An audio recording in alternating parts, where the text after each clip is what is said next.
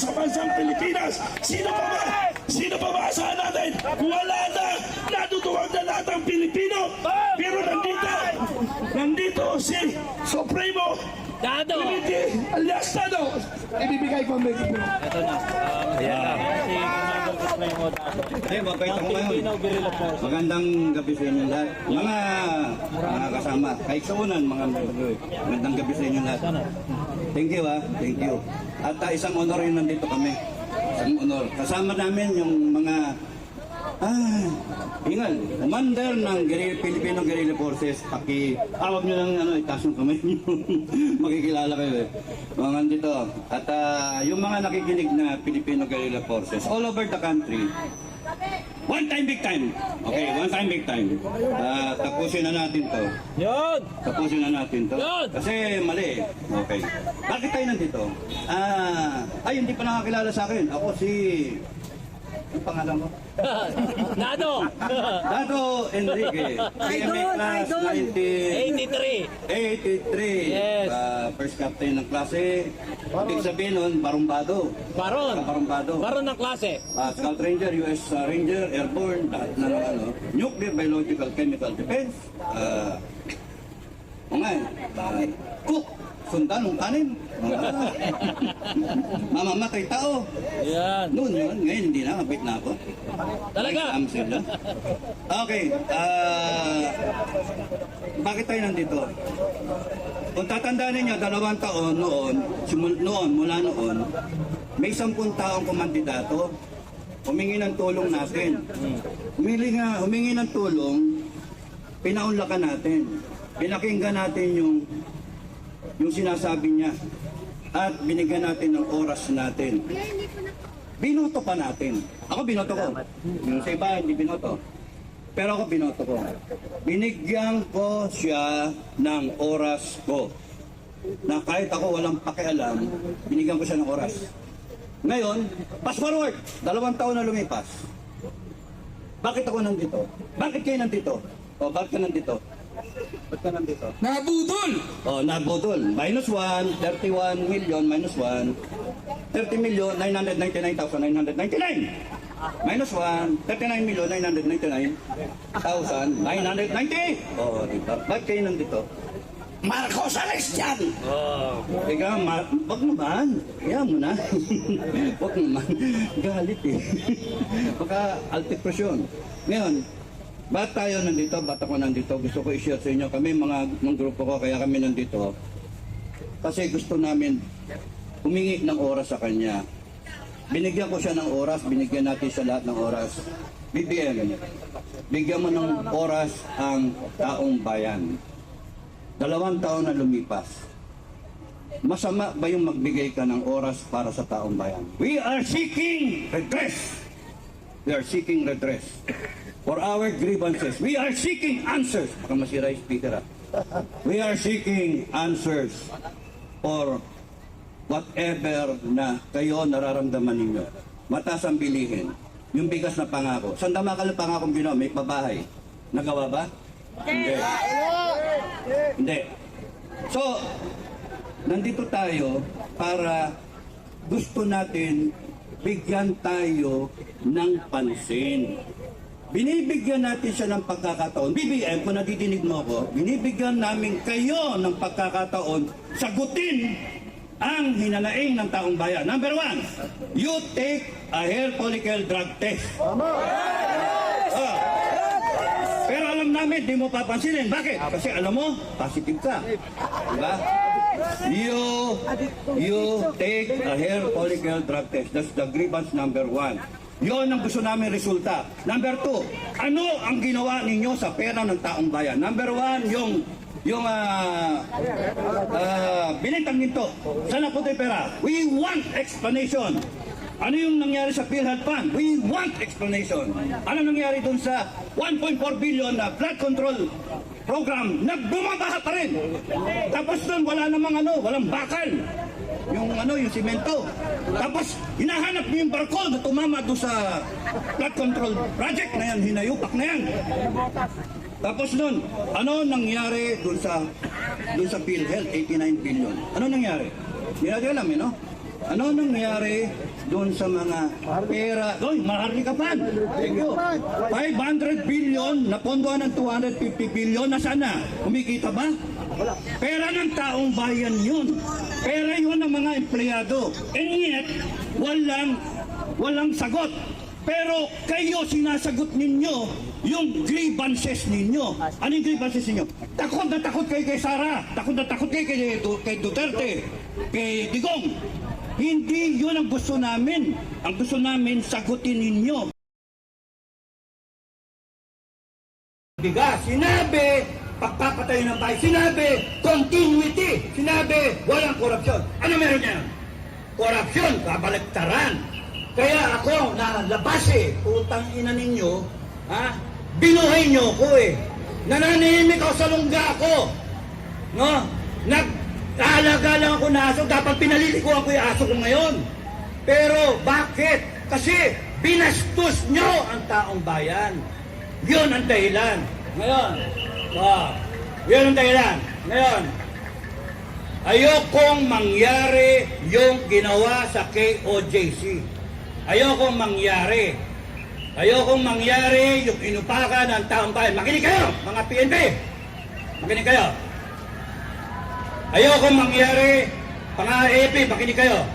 Ayokong mangyari yung ginawa ng mga institusyon sa mga Pilipino. Huwag niyong gagamitin yung batas laban sa mga taong bayan. Makinig kayo, ha? Kasi galit ako. Ngayon, ayaw ko na isa dito masaktan. Ayoko na isang Pilipino ito masaktan. Tandaan nyo, ilagay nyo sa utak nyo. Ang sino man masaktan sa inyo, tawagan nyo kami ni Bukay, ni General Metran. Tawagan nyo kami. The moment na may isang Pilipino rito, ang masaktan, isa lang ang requirement ko. Strike one lang. May isa lang pokpokin dito, may isa lang itirgas dito, may isa lang iposas dito. I will declare a people's revolution. Lahat tayo.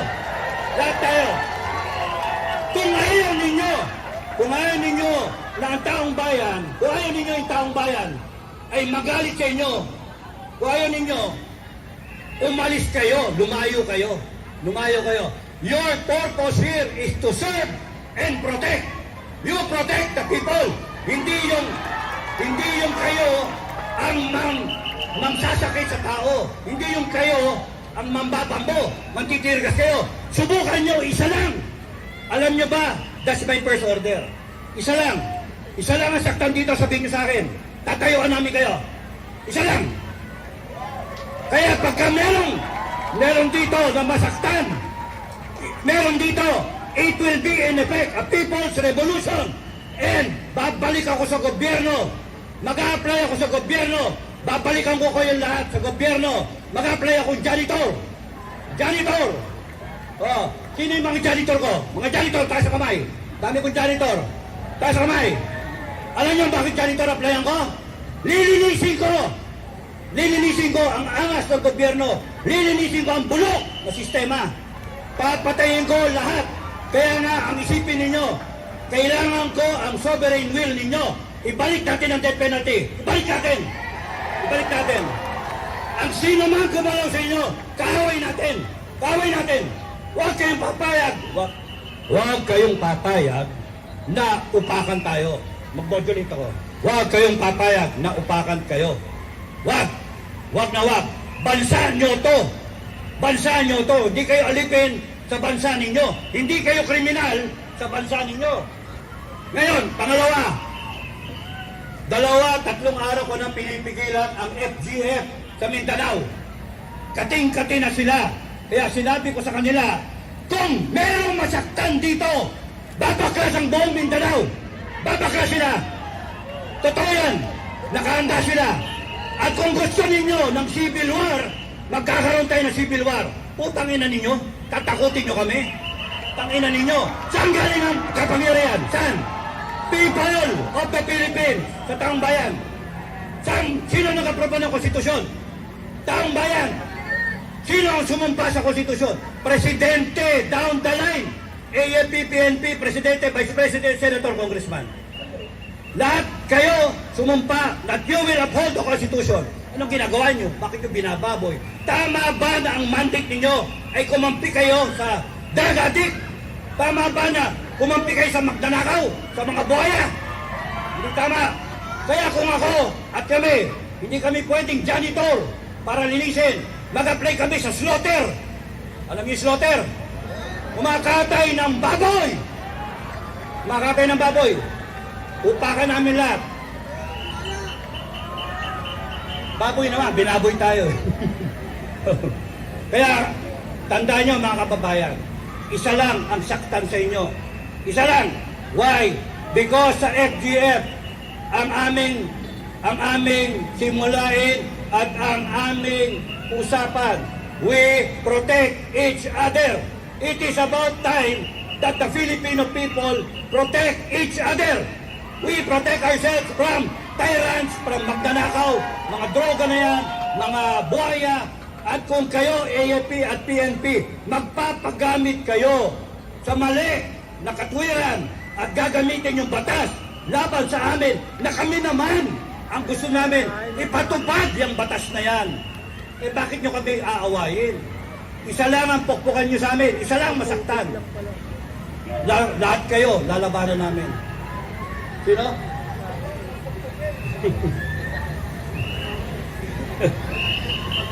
Wala si Badong. Oh, Badong! Badong, pinapanood kita. Oh, pinapanood kita. PNP, ang uno yung pukpukin. Ngayon, tama ba pagka nakasakay kayo sa sasakyan na pagka flat tire na, papaandarin nyo pa yung sasakyan? Hindi. Tama ba na ipipilit paandarin yung sasakyan kung sino man yung driver na yan? Patatakbo yung sasakyan? Hindi. Anong gagawin? Normal. Ipapalit mo yung spare tire. Sino spare tire ngayon? Si Sarah. Si Sarah. Okay? Pagkapalpak yung inyong gulong na umaandar tayo, hindi pwedeng ipilit natin at kakabog-kabog na gayon. Ang buntis makukunan. Hindi pwede tayo makakaabot sa paroroonan natin kung ang ating gulong ay flat. Palit ang spare tire. Malulubak tayo. Ngayon, Madam Inday Sara, ang mga tao ayaw ng ganito. Ang mga tao, ang gusto ng taong bayan, tapusin natin to. Bukas, pagka araw ni Bonifacio, lumaban tayo, tumayo tayo. Pagka kayo pinukpok, mag-declare nga ako ng People's Revolution, bumalik kayo, may dala-dala kayong itak, bolo, baril kung gusto ninyo. We will protect ourselves. We will protect ourselves. Kaya, ang unang putok, tandaan niyo yung kwento ko, sa Makati, ang unang putok manggaling sa gobyerno, hindi doon sa mga nagre-rebelde. Yun yung kwento ko. And naayos ang sitwasyon noon. Lahat sila may bala, may baril. Pero naayos. Kasi yung gobyerno nag-isip, si Enrile, General Enrile, tanggalin yung baril, tanggalin yung magazine ng baril. Kaya kayo na matino sa gobyerno, mag-isip kayo. Tanggalin ninyo yung bala ninyo. Tanggalin nyo yung isip ninyo na uutusan ninyo na sasaktan nyo ang taong bayan. Kami mga Pilipino, tatayuan namin kayo. Ang isa pa, gusto kong i-announce na ang KBL under the leadership of Commander Aguila, Rodel Dupaya, aka Commander Aguila from Cagayan, yung organisasyon ng KBL ay kilusan ng mga bagong leader sa Pilipinas mula Luzon, Visayas at Mindanao. They are 20 million. And sinabi sa akin, sabihin sa inyo, natidinig mo ito, Governor. Natidinig mo ito, Commander Aguila. Alam ni Marcos to. Sinasabi nila na sila, they are, na-address nila ang kanilang suporta kay Bongbong Marcos. ang KPL, all 20 million, sabi ni Commander Aguila. So, suporta sila sa FGF, Filipino Guerrilla Forces. Suporta sila sa paninindigan namin. Kaya huwag kayong matatakot. Pag kami nangyari sa inyo, I declare a People's Revolution. Bumalik kayo dito, mag-armas kayo. Bumalik kayo, may kutsilyo, itak, bambo, tubo. Sino tinakot nyo? Takot ba kayo?